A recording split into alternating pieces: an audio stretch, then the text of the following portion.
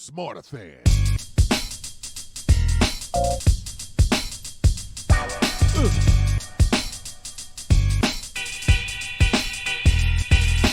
Smarterfan.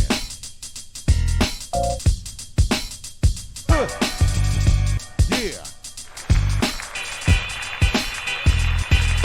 Smarterfan.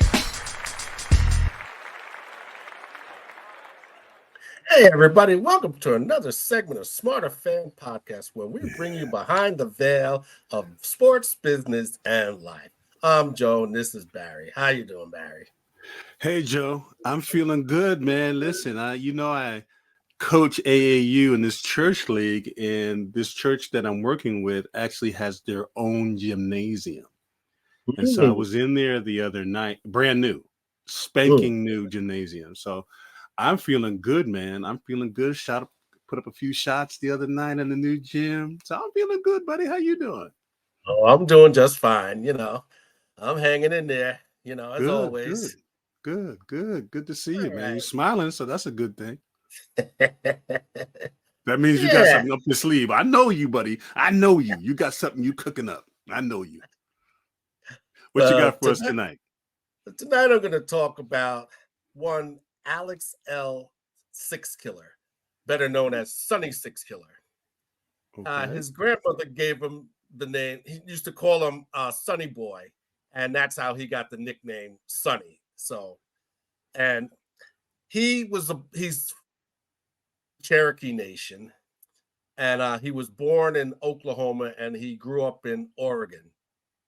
And he excelled in basketball, baseball, and football, and that earned him a scholarship to the University of Washington. And because of his name, they gave him the number 6 for football. Okay. So at his sophomore year, he became the starter, and he led the Huskies to a 6-4 record, which was a far cry from the year before when they went 1-9. Wow. So, So, and 70 was deemed the year of the quarterback because it featured Jim Plunkett, who beat out Joe Theismann and Archie Manning for the Heisman that year. Oh, wow. Yeah, some competition there, but he's only one of 4 Huskies to be featured on the cover of SI.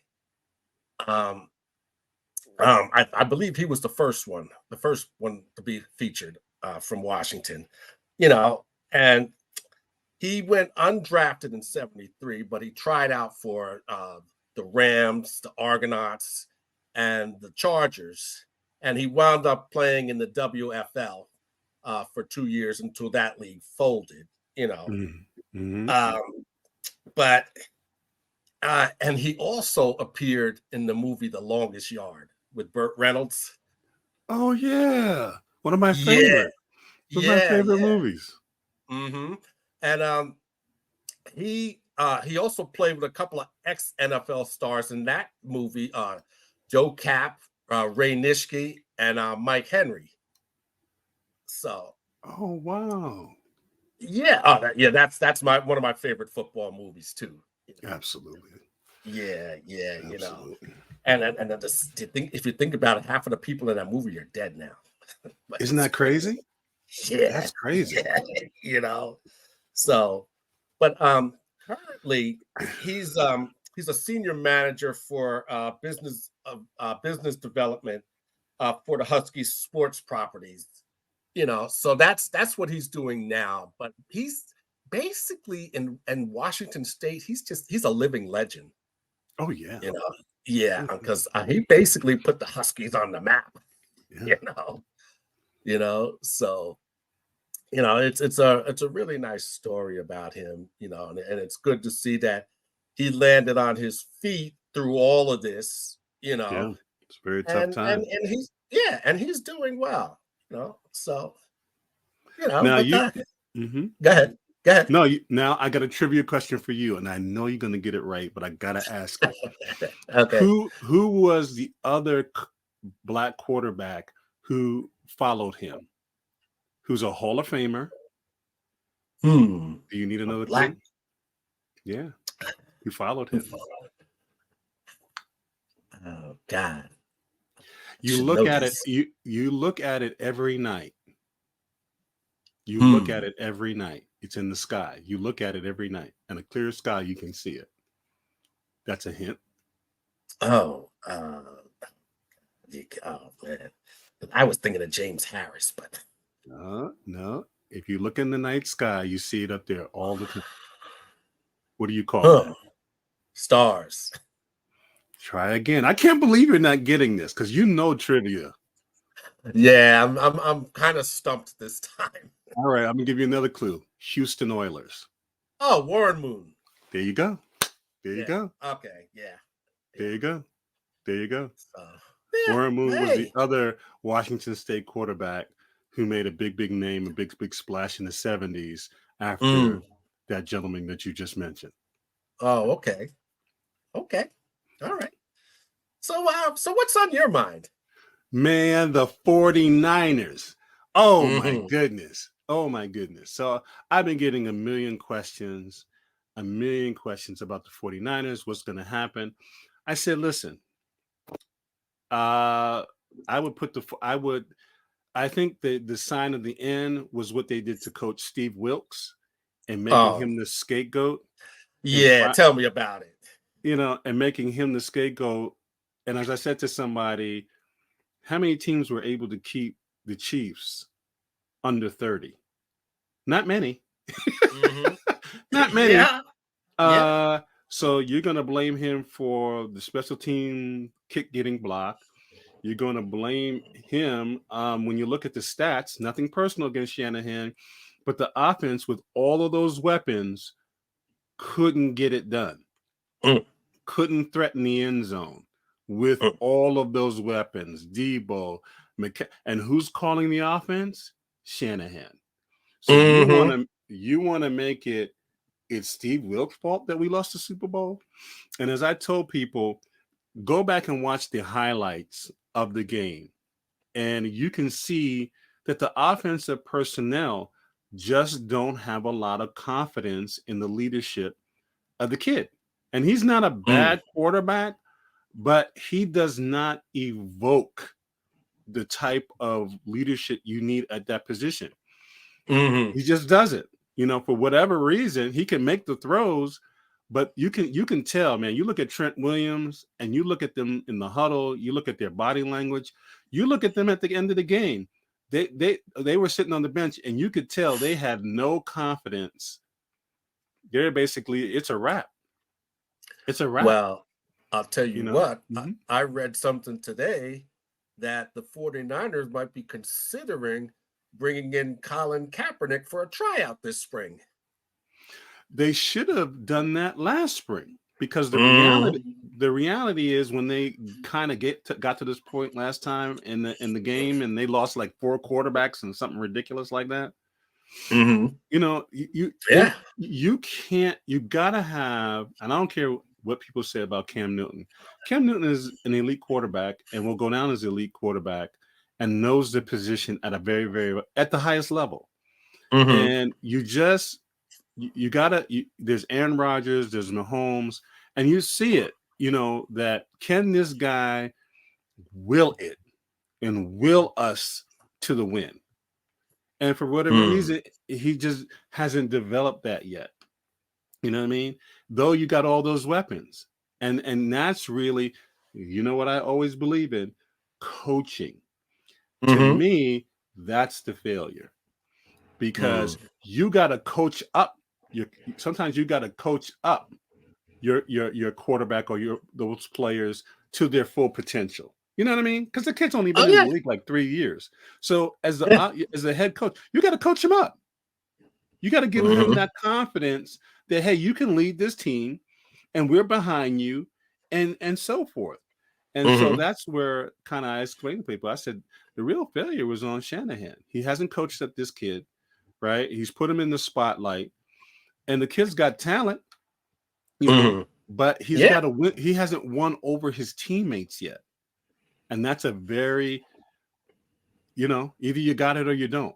You know what I mean? And so I Yeah. kind of left it there with the 49ers. And if they don't do something like a Colin Kaepernick as such, they're gonna be this may be a little grandiose, but I Mhm. think they're done.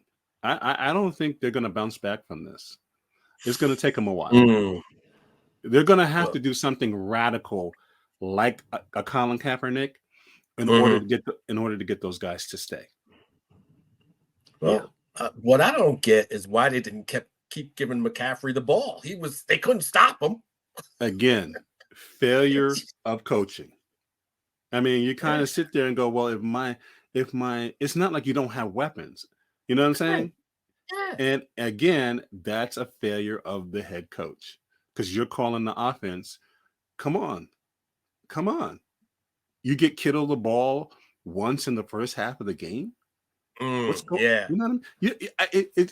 It's so glaring to me. That's why when people are like, and I'm like, Shanahan is the head coach. He runs the offense. He's got every Mhm. tool and weapon you could want. And Wilks kept the defense in the game. The offense couldn't get it done. Mhm. That's not Wilks' Yeah. fault. That's Not at all. you know, I mean, Yeah. literally, the game will go down as one of uh the greatest Super Bowls ever. Mm. Top three, Yeah. top three, top three. But go ahead, my friend. I'm gonna pass you the ball. Bounce All back. right. I'm going to talk about the Daytona 500, which was this past weekend. Now, Mm, I give NASCAR credit this year because it rained all weekend in Daytona. wow. So they got it together this time, unlike last year when I went to the race. And they called the race at a decent time. They rescheduled everything and had everything back on schedule for that Monday. And the race went off without a hitch at 4 o'clock. You Nice. know, The Rock was the grand marshal, Oh you my know. goodness. Yeah. Mm, So and William Byron was the winner. And this is his first Daytona 500 victory. oh And wow. it's yeah. And it's Hendrick Motorsports. It was their first Daytona 500 victory since Dale Jr. did it in 2014. You Mm, know, that's so awesome. he won the race under caution because right after he took the white flag, there was a Mhm. huge wreck right behind him. you know, Oh yeah, wow. yeah. So he won the race under caution. You know, and the victory also marked the 40th anniversary of Hendricks Motorsports. You know, Wow. yeah, Wow. yeah, they've been around a long time. And I actually got to meet Rick Hendrick one year when me and my friend went to the race.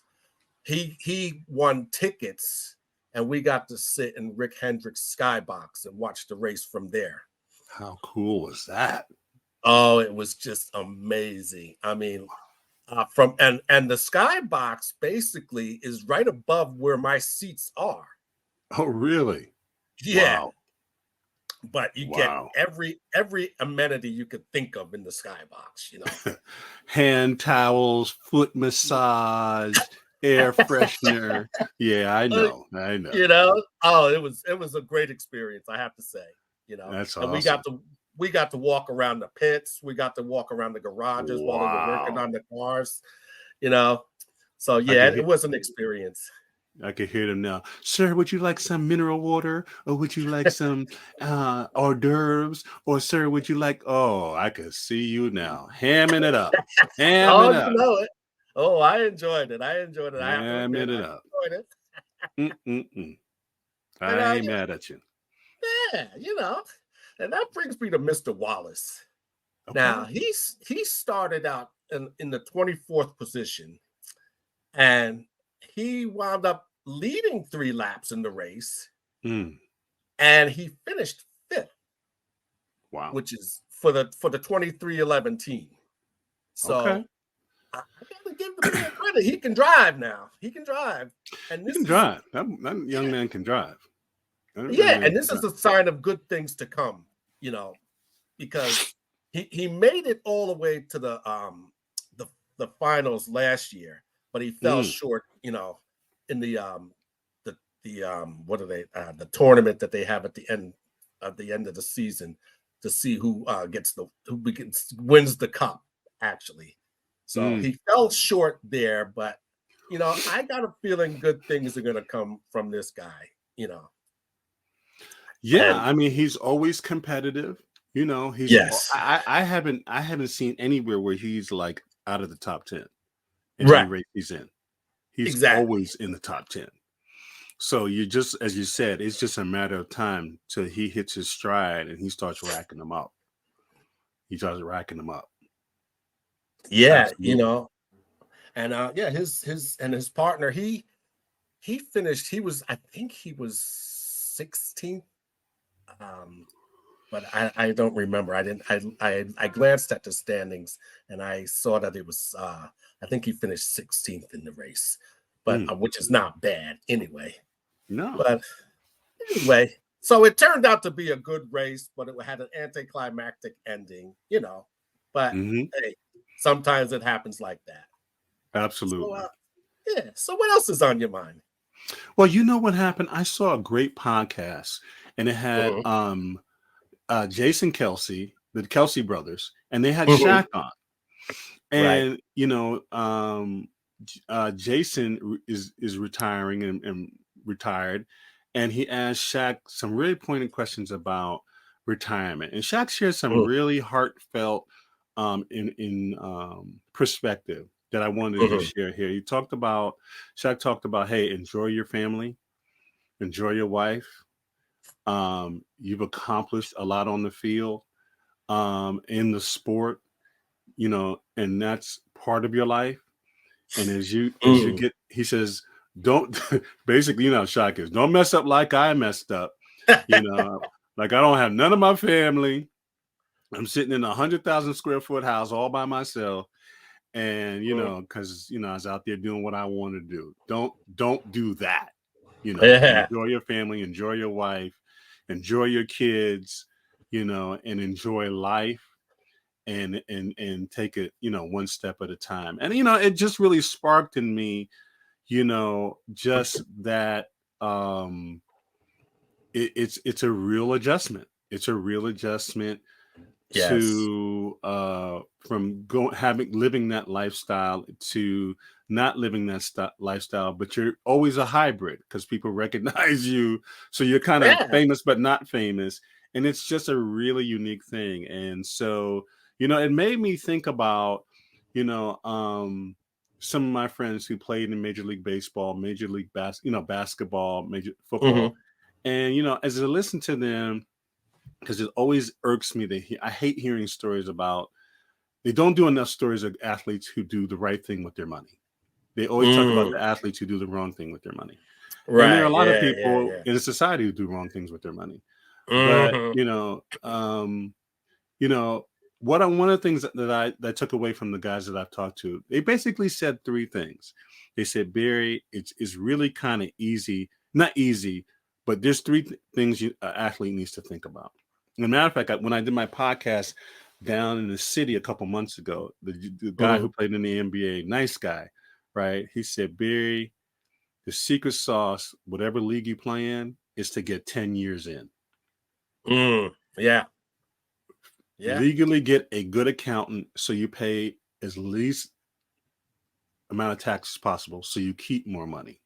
Mhm. And really the third thing was save your money and avoid extravagant expenses. And I said, well, what do you mean? He says, most guys haven't come from money and they end up buying outrageous vehicles, right? Or they're Mhm. buying outrageous homes while you're still trying to make it, to stay in the game, right? When your real focus should be saving your money, reducing your tax load, and getting to the magic number. And I said, well, what's the magic number? And they all said, Joe, the same thing.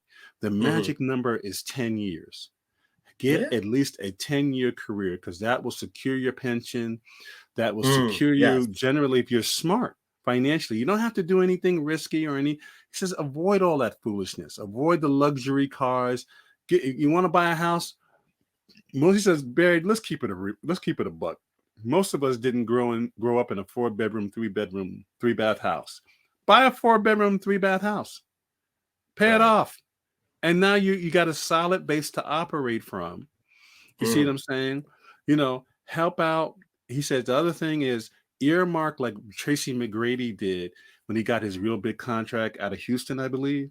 And he said that was a smart thing. He earmarked a certain amount of money, took care of everybody and said, that's it. Manage it the best you can, but that's it. And, and that was a very, very smart. And then, he says, you'd be surprised, Barry, how many times as athletes, people just really just want money. They don't want to start a business, and I said, really? He says, you have no idea. We asked family members to come up with business plans, blah, blah, blah. We'll underwrite it, real estate, whatever. But you'd be surprised how many of them don't do it, even though we have the money to underwrite it. And I said, wow, that's really powerful. So that was really kind of the takeaway, is really kind of like get 10 years in, maximize your 10 years, save your money, reduce your tax load, and just keep a very basic, keep things basic. 4-bedroom, 3-bath house, paid off. You got a base to operate from, and don't have no, this is what my friend said, and don't have no baby mamas. That's the quickest way to get Paul, Barry. That's the quickest way to get Paul. And I said, wow. Wow. So any of you athletes out there, I'm just a messenger. And a lot of these guys have done well for themselves. Because I said, can you I said, why the baby mama thing? He says, it's all math, Barry. So you're a multimillionaire. So what do you think the baby mama wants to live? And the judge demands that you maintain her lifestyle at that level. Not where you found her, not as $100,000, but a multimillionaire. But she didn't earn that money. You're earning that money. So he says that's what kills a lot of guys' income, is that they're maintaining 3 or 4 baby mamas at this multi-million-dollar lifestyle. I said, wow. Yep. He said, yeah. So if you haven't planned and if you haven't done the, whatever, you're having to maintain her in a $500,000 house. Who's paying that maintenance on that house? Who's paying for the schooling, the daycare, all of those ancillaries that go with the child? You are. So that's how a lot of guys end up going broke. I said, how? Wow, that's amazing. So yeah, my brother, I throw it back to you. We're going to talk about NBA All-Star Weekend. And I mean, really? The East beat the West 211 to 186. I mean, sense. And the commissioner wasn't happy about it, but no, it's. But what are you gonna do at this point? Because the commissioner wants a good game, but the players are saying, "Well, we don't want to get hurt." Yeah, because they penalized them like they did the kid from Indiana, right? So if he doesn't play a certain amount of games, they end up the ownership takes $40 million from him. So that's their fault. It's crazy, So that's a conundrum that they're gonna have to work on, in the off season. Now the battle of the sexes, the 3-point challenge, that was interesting between Sabrina Ionescu and Steph.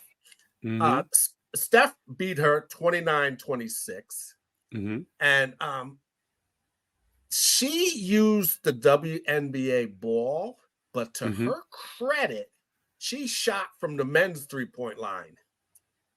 The girl is a baller. I don't know what people think. The girl is a baller. Yeah. Oh, yeah. Oh, the girl she's got skills, I'm telling you. And she's got to be at least 6'2". She's a big girl. Yeah. So the girl can hoop. I got to give her that. She can hoop. Yes, sir.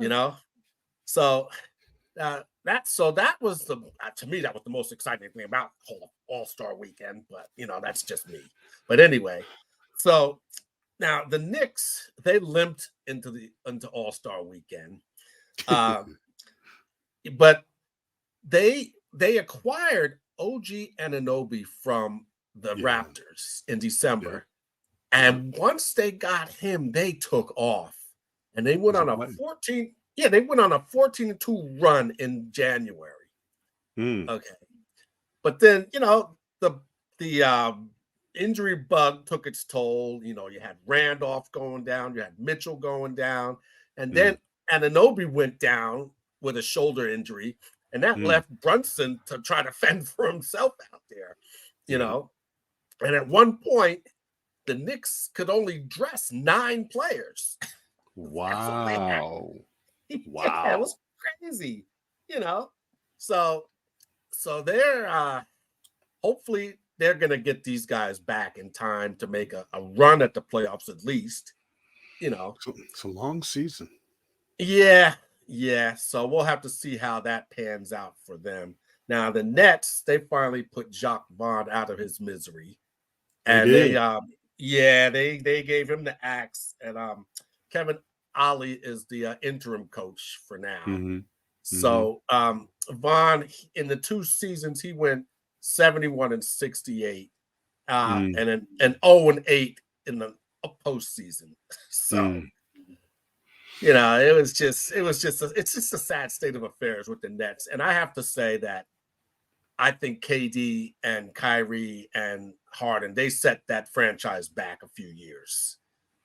You know what, Joe? I don't appreciate that. Well, how are you going to put that on? Well, I think because they don't sign the checks. Don't get me wrong. I put a lot of blame on the ownership because they let it happen. I put a lot of blame on the ownership. Yeah. So, but hey, that's the bed they made for themselves, the owners. So, well, I'll go ahead. I'm sorry. No, I'm done. Go ahead. No, I would say this. This is what people don't understand, and I'll mention it because we both love this person. And either they need to go study Mr. Steinbrenner on how to be an owner and how to run your franchise if you want to run a winning franchise. These people, a lot of these people think because they got money, there's just money.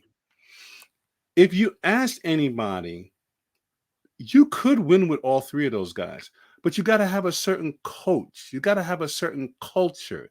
You got to have a certain way. You know what I'm saying? You got to have those other elements. It's not just put them out on the floor and let them play and all their talent. No, there's a thing called chemistry.